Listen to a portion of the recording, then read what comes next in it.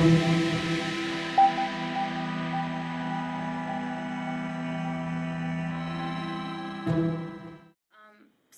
a mentor seemed really scary at first because you have to go through this process of approaching somebody that you kind of like really respect in the department and ask them to like work with you. But I had actually taken a class with Roger, and I quickly realized that our interests aligned in a lot of ways, and I was like really eager to start working with him. I want somebody who is sort of self-motivated and may not have a clear idea of what they want to do per se, but has interests and is passionate about them and is curious about the world. And so all of those things Jordan had. I was really looking for a place where I could expand my knowledge. I had come from a really applied background and I wanted to do research, and I felt that Jen got both sides of the equation and could let me grow without, kind of impressing upon me what I should do. She's about autonomy and being there to support you. And so I felt like not only would I have the resources, but I would have genuine support through growing as a professional and as an academic. I'm looking for somebody who's a hard worker, who's excited about their work, who has interests that are related to mine, and wants to live in Washington State for a few years. Right? It's a unique place that we live, and so it's nice to have students who are excited to be here. It was important for me that the people that I'm working with and the environment that I'm working in is a friendly environment while people are trying hard in their research and trying to be very productive. For someone starting early on, it's very critical who you choose to make up your group, because they will impact your productivity, your reputation, publication record, how others view you as a faculty, as a mentor, as a director. Even all faculty, when they get promoted, it's very important, to check mentoring. So mentoring is part of teaching, and so you have to be an excellent mentor, and you can't be an excellent mentor unless you have also excellent mentees. I like to think with students at the beginning of the semester what they need to accomplish that year, given where they're at in their program, what they're hoping to do in the future, and so forth, to help them think about their goals and then come up with a plan to say, okay, at the end of the semester, you want to achieve X, Y, and Z. That means that after, work backwards to figure out what tangible goals you can meet each week to get toward that end. Planning out those deadlines in advance with your mentor is really important, I think. So in our first couple of meetings, Roger and I he just sat down and he was like, okay, well, let's plan our meetings for the rest of the year in our first meeting. And I was like, yes, this is perfect. This is exactly what I need.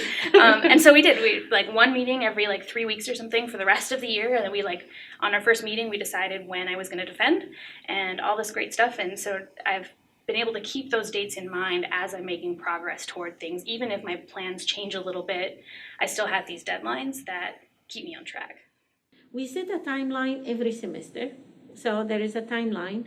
These are the things that I want. The timeline is more or less very specific in the weekly progress. So this week I'm going to be doing this. And later on, in May, I'm going to roughly be working on this paper. So it's vague in the beginning, but it's like broad things. And as you keep moving week by week, you define your timeline and you revisit your timeline frequently to see that you are sticking to your time productivity.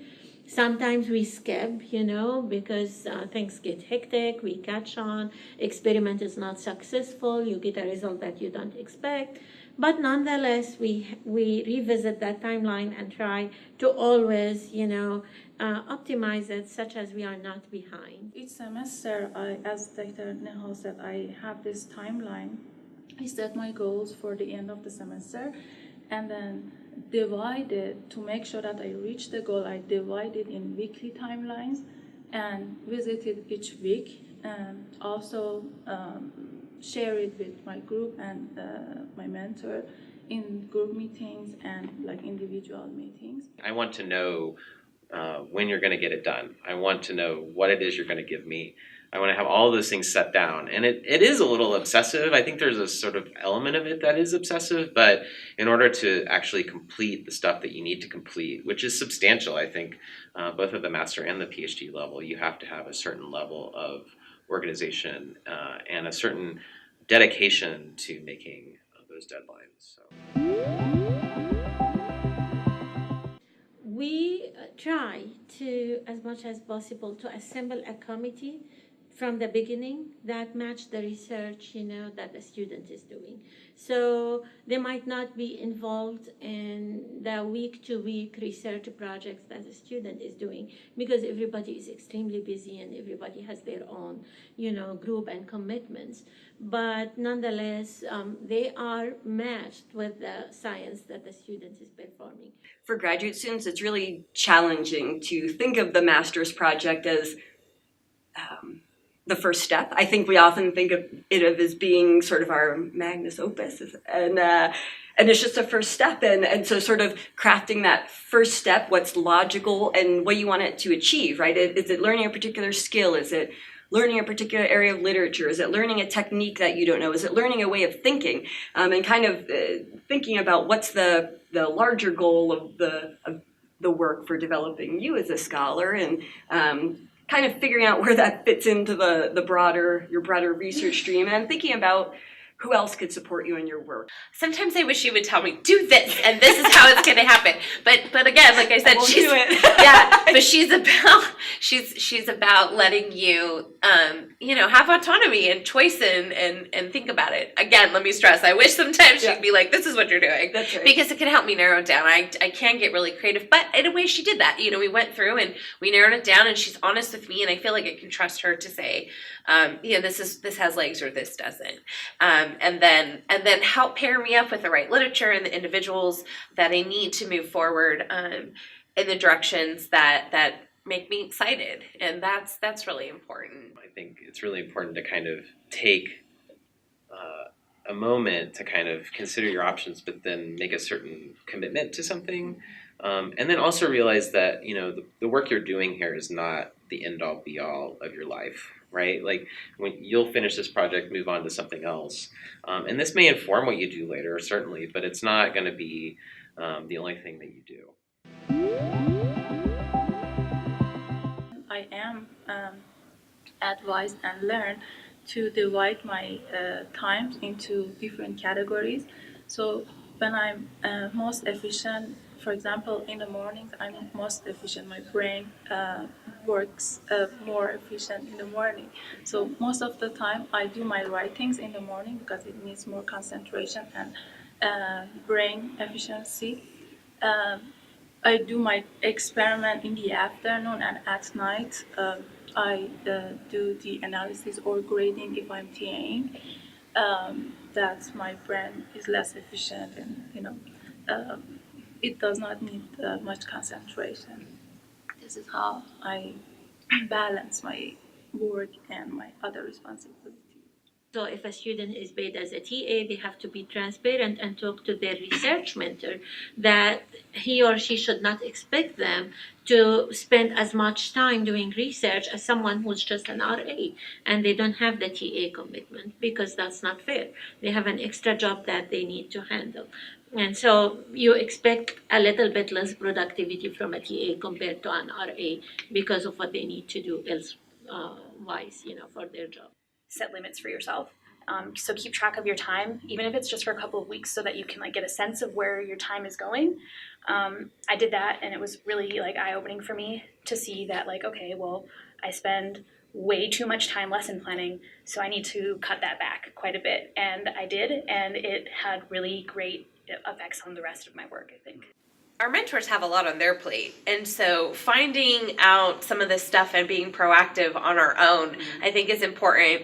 Going out and making sure that we're meeting with our mentors about what our timelines are. I think going into your mentor and saying, "Hey, I know that this is coming up. This is something that's important. How does this meet your timelines? How can I help you meet my needs?" I think that's something that's important to be able to do. And to also recognize that helping or watching students who are ahead of you in the program, how they're meeting their timelines and what their experiences are like, can help guide you in both your choice of a mentor and in fostering a good relationship with your mentor. I myself found eating healthy, especially eating healthy and regular exercising, very important to help you to cope with your stress. Share your emotions, share your troubles, share your experiences, celebrate your successes. If you are successful, celebrate that.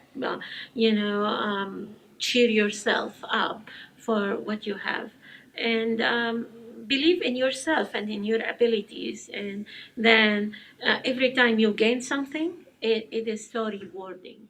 Being a graduate student is unlike any other career, and if we have partners or parents or friends who aren't in this world, in some ways they don't get it, and it's frustrating to sort of explain it to them over and over again. But I think it's also useful to have that benchmark or that person outside of academia who you can talk to and help you ground you, right, and help you sort of see the bigger picture. Remember that you're not just this person who's studying. You're a very complex individual with many different interests, and some of those, not all those interests have to be in your department or on campus. Remind yourself, but also the people around you, that you're like a human being with limits, and you don't. You have to advocate for yourself. You want to know what resources are available to you, and who the people are that you can connect with. Those are ways that are going to carry you through the bumps and the ups and downs of whoever it is that you might have in your cohort, is you don't know who they're going to pick. You don't know who you're going to be paired with, or and so I think just making sure that you've been proactive in setting up yourself for success is really important as a graduate student.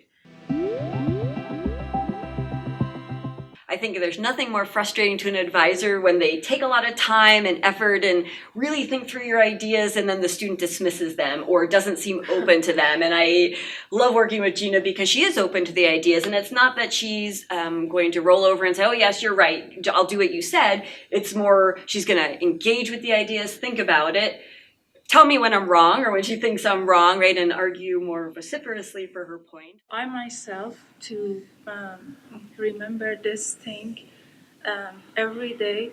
I write my the recommendations my advisor give me each semester in a big font, and I hang it on the wall in front of my desk, so that I see it every day and I remember it every day. That I need to improve myself in this manner.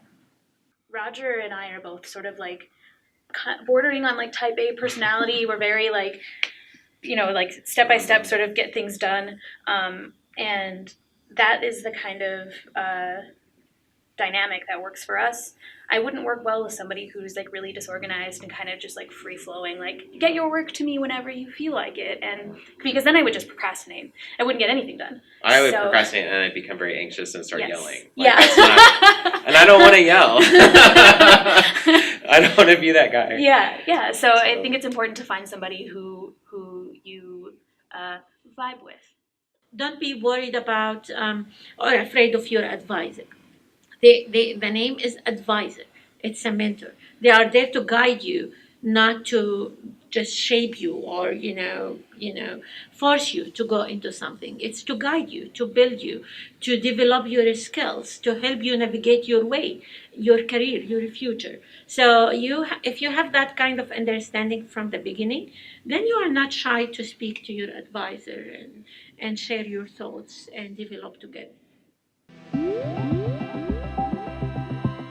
I don't think anything can make you ready, right? Yeah. I think it's just a new experience, and you have to prepare for the unexpected to the best that you can, and have faith in yourself that you were chosen here. You were chosen for a reason. Your faculty saw something in you that was great, or saw some great potential in you, and that even in hard times, even when it's difficult, that there's a passion in you and a drive in you and a knowledge that you're going to have and gain that you can do this. Keep connected to the thing about the discipline or whatever that you're in that matters to you, not to anyone you idealize or not to a book that you've read, but something that matters about this field to you.